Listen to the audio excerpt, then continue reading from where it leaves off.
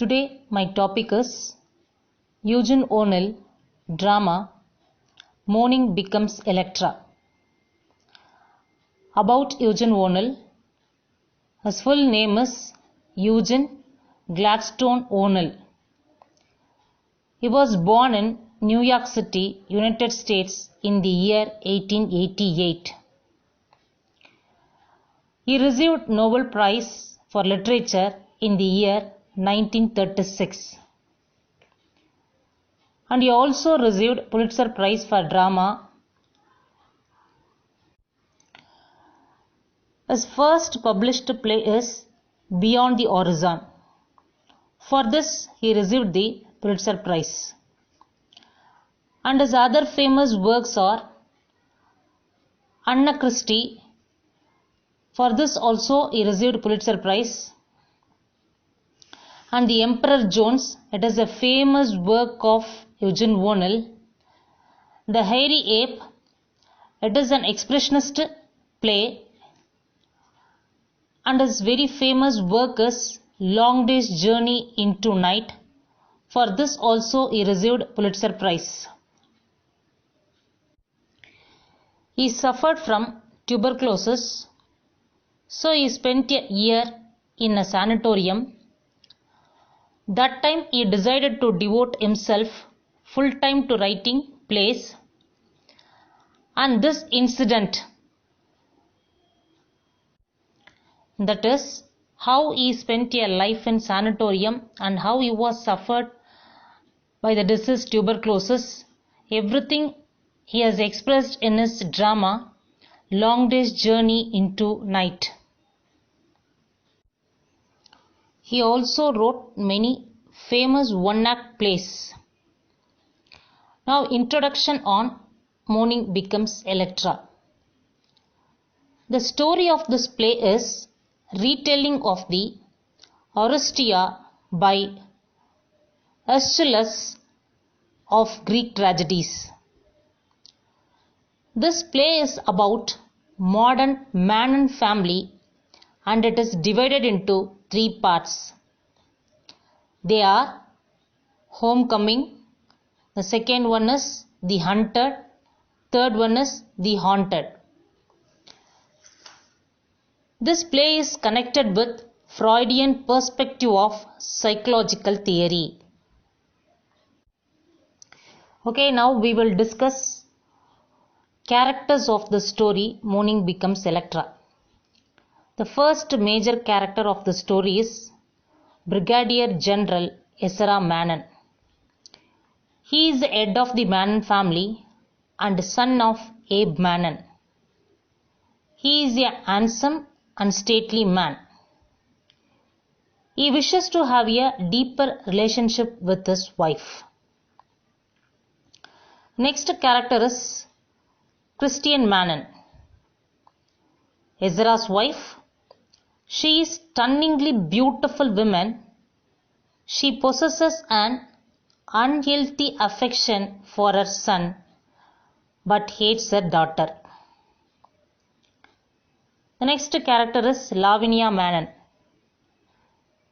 She is daughter of Ezra and Christian. She loves her father excessively and despises her mother. The next one is Orrin Manon, son of Ezra and Christian. He is a newly returned soldier. He has an unhealthy fixation on his mother and hates his father. Next character is Captain Adam Brandt. He is a clipper ship captain and a handsome man.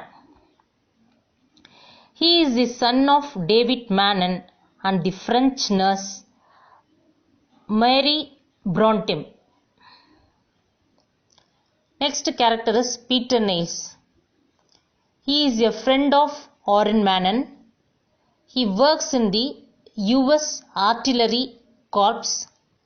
He loves Lavinia and wishes to marry her. Next character is Hazel Niles. She is Peter's beautiful sister. She is in love with Oren. The next person is Seth Beckwith. He is a gardener of Ezra Manon. He is a loyal person to the Manon family. Mary Brontë. Next character is Mary Brontë, a beautiful French nurse. Next character is Abe Manon, the patriarch of the Manon family. He is father to David and Ezra and grandfather to Lavinia and Oren. He is a stern Puritan figure in this story. The next character is David Manon, Ezra's brother. He falls in love with French nurse Mary.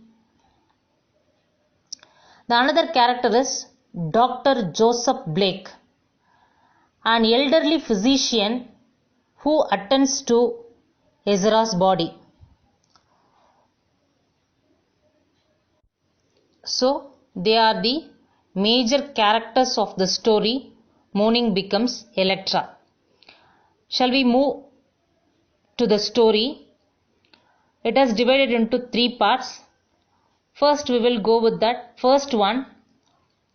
The first topic name is Homecoming. This homecoming part is consists of 4 acts. Now Act 1. Here, Ezra Manon, a multi-talented personality. He is a shipping tycoon, former judge and mayor of the town, and presently brigadier general in the Union Army. So in the first act, the brigadier general Ezra Manon is coming to his home after the surrender of Robert Lee during the American Civil War. So his wife and daughter, that is Christian and Lavanya, are waiting for him to come home. Through Seth, the Manon's gardener, we learn that the townspeople gossip about the illicit relationship between Christian and the captain Adam Brandt. Lavinia also doubts the loyalty of her mother's character. In fact, she has chased her mother to New York, where Christian had gone to meet her lover, but she pretended that she is going to see her ailing father.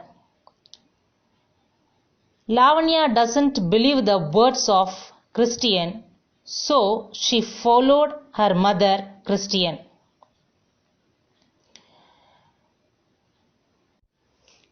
So O'Neill introduces the central theme of love and hate in the exposition of his trilogy. Here the trilogy is 3 different stories. That is, Christian, Lavanya's mother, loves Adam Brandt, while Lavanya herself loves Peter Niles, and Peter's sisters love Lavanya's brother Oren. Lavanya is so put off by this affair, and she is by the affair of her mother with Adam Brandt. So she has started hating the word love. So in this scene, Peter and Hazel come to Ezra's home to inquire about Oren, who has not returned to them for a long time.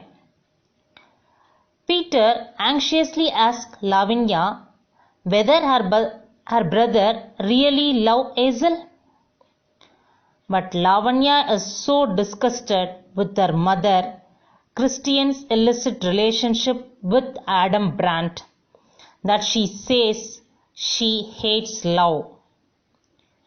She tells Peter that she cannot marry him because her father needs her more. She says that Adam has behaved with her romantically, but she did not pay much attention to him. Here Adam Brandt's parentage. After Peter and Hazel depart from the Ezra's home, Christian informs Lavanya about the imminent arrival of Adam Brandt.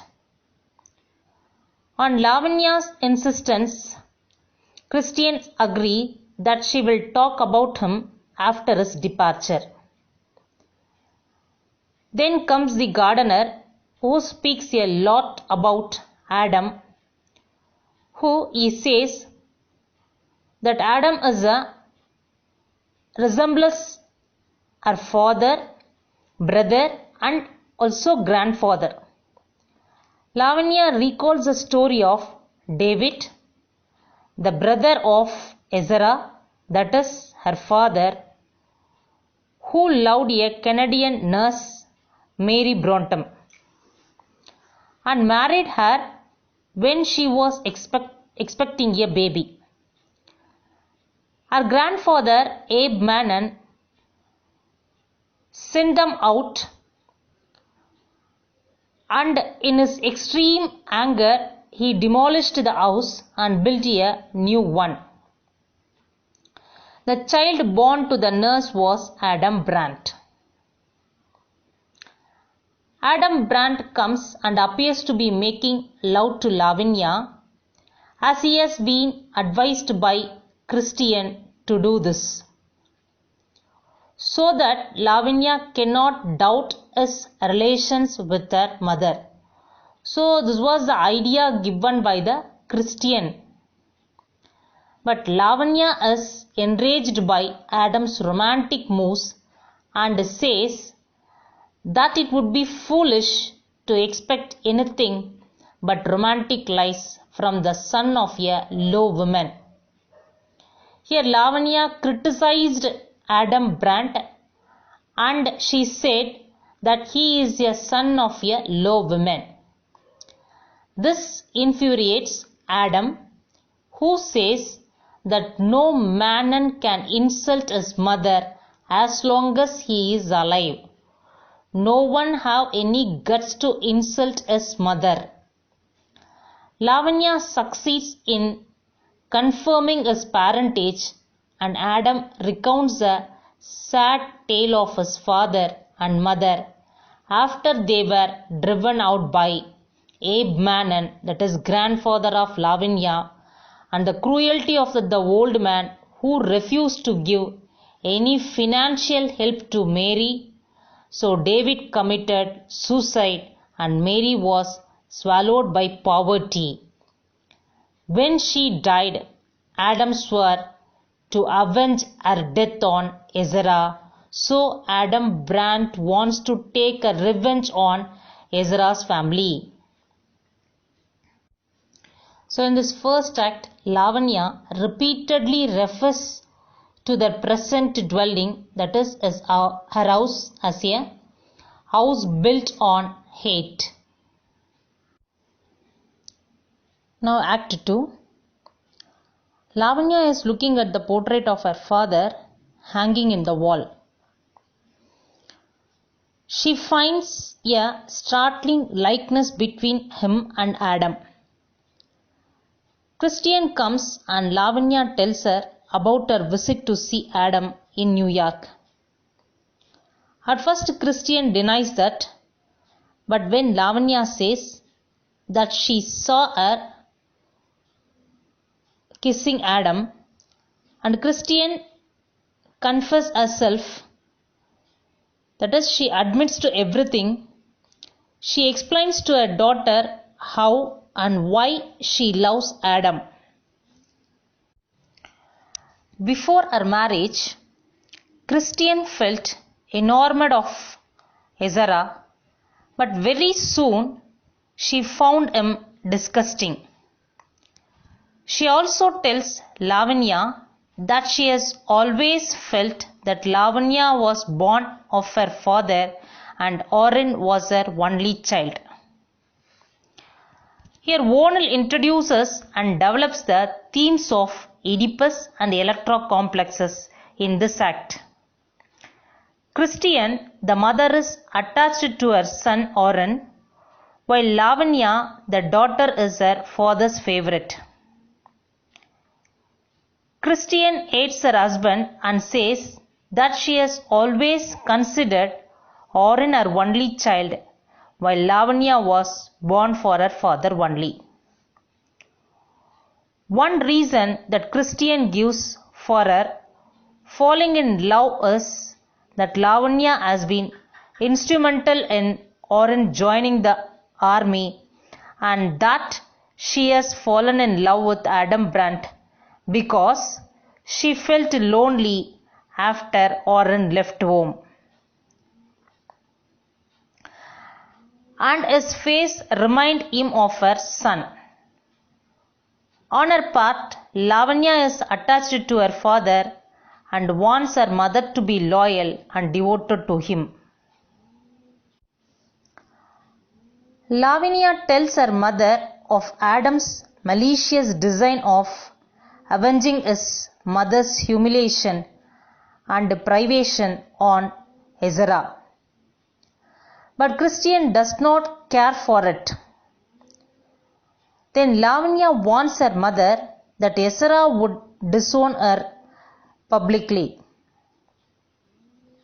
She forces her mother to agree that she would not see Adam and remain a dutiful wife.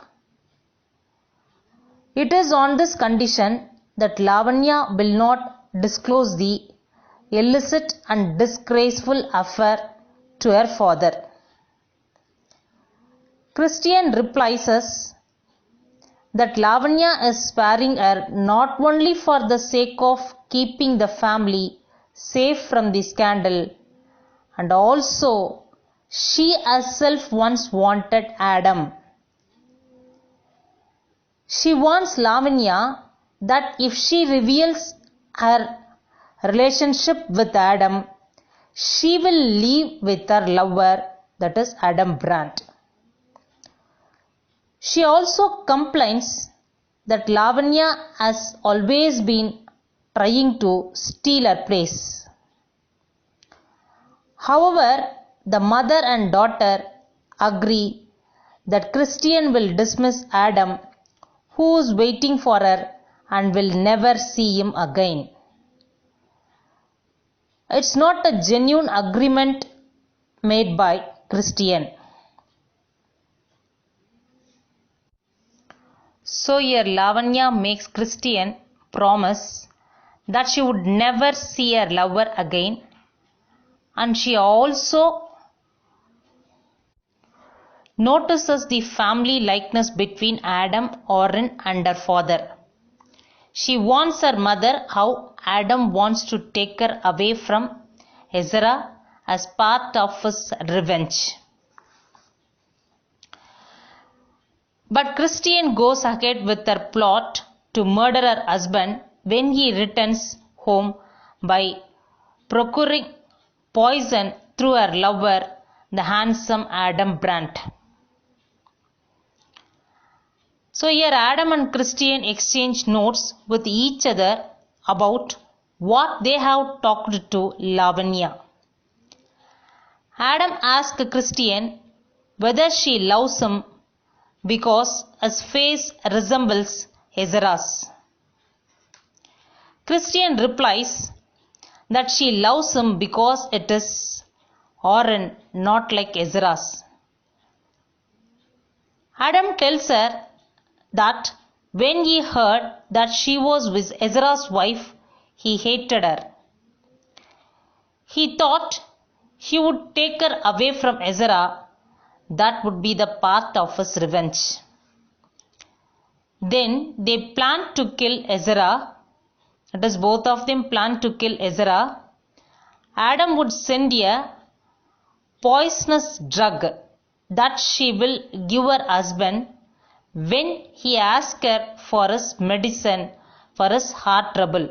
So Ezra Manon has been suffering from the heart trouble. The cannon at the fort starts booming and Adam goes away. Christian comes in the room and closes the door behind her.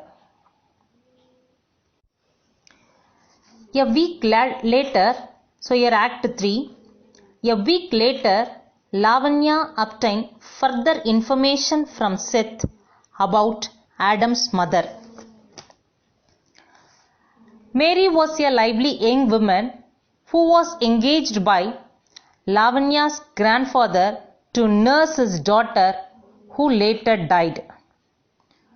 Mary was in fact so attractive that even Lavanya's grandfather and father were fascinated by the beauty of Mary.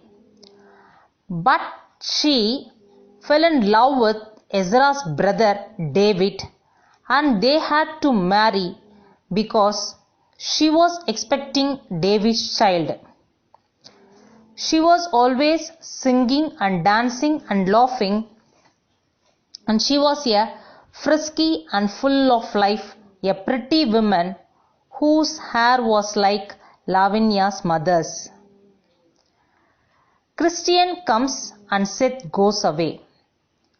She is dressed in a green velvet gown and her face resembles Lavanya's. She sarcastically says to her daughter that a Puritan maiden should not enjoy the beauty of nature and harbor a feeling of love. So, here Ezra's arrival, everybody waiting for Ezra's arrival only. So, Ezra Manon arrives here, so that is homecoming. He is received by his wife and daughter in their own ways. He talks a lot about defeat and victory and death and narrates how Orin was wounded in the head and got brain fever during that war. Orin acted as if he were a boy and remembered always his mother. He wants Christian not to treat him as a baby. When Lavanya asks him about his heart trouble, he tells her that it is not a serious disease, though his doctor has advised him to avoid worry, overtension and excitement. Ezra asks Christian about the rumor involving her and Adam Brandt. Christian replies that it is their daughter Lavanya who loves the captain. She complains that since he came home, he has been suspecting her. So Ezra drops this topic by commenting that it was foolish on her part to encourage Adam and gives the way for this gossips.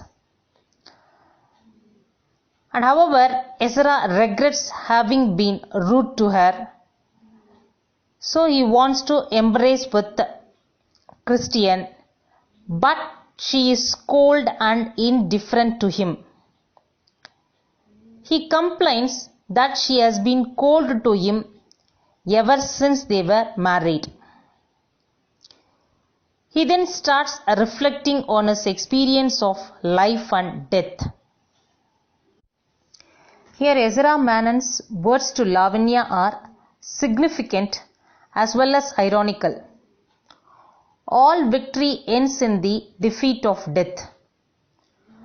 But does defeat end in the victory of death? His description of Orin's state after he was wounded in war reinforces the Oedipus complex. He says that Orin acted as if he were a boy and always remembered his mother. His explanation of how he always turned to Lavanya because he found his wife indifferent to him suggests the Electra complex. And his turning to various professions in life, although he was successful in all the professions. When he was face to face with death, Ezra Manon realized that love and other values of life did not mean anything there, and strangely enough, it freed him to think of life. Before that, life had only made him to think of death. He also recalls how he joined the army. Instead of her love, he got her hate, which drove him to the Mexican War. When Ezra returned home, Oren was born and Christian turned towards Oren. So Ezra turned to Lavanya, but Lavanya could not replace Christian. He sought to engage himself in many pursuits. He became a judge, then a mayor. Now he says he has come home to surrender him to Christian. So here the last act of this part, homecoming. Ezra and Christian do not feel sleepy on that particular night. As Christian slinks out of bed, Ezra calls her back and asks her not to leave him. He suddenly says that he is feeling strange. Some sort of uneasiness is troubling his mind, as if he were afraid Christian is waiting for his death to set her free. This angers Christian, who tells Ezra that he has always considered her to his property. Ezra reacts bitterly and says that he did not marry her body. Christian agony is that though she loved him before marriage, her heart was later filled with disgust for him. She also tells him how she fell in love with Adam. We know that this is what she is waiting for, and that she can be united with her lover and marry him. All this shocks Ezra. He asks for his medicine, and this is the great opportunity for Christian. So getting an opportunity of playing a foul game. Christian brings a box, it containing a poisonous pellets, and administers one to him. Before his death, Ezra calls Lavanya and cries out, "She is guilty, not medicine." So this is the last word uttered by Ezra. And after this, Lavanya interrogates Christian about her father's last words. But the mother faints and Lavanya finds a box of poisonous pellets near her body. So she got the doubt that Christian has poisoned Ezra. So Christian's plan, however, misfires when a dying Ezra tells Lavanya, pointing to her, "She is guilty, not medicine." So far, Act 1, that is Part 1, Homecoming story is over. In my next session, I will go with that second part, The Hunted. Thank you.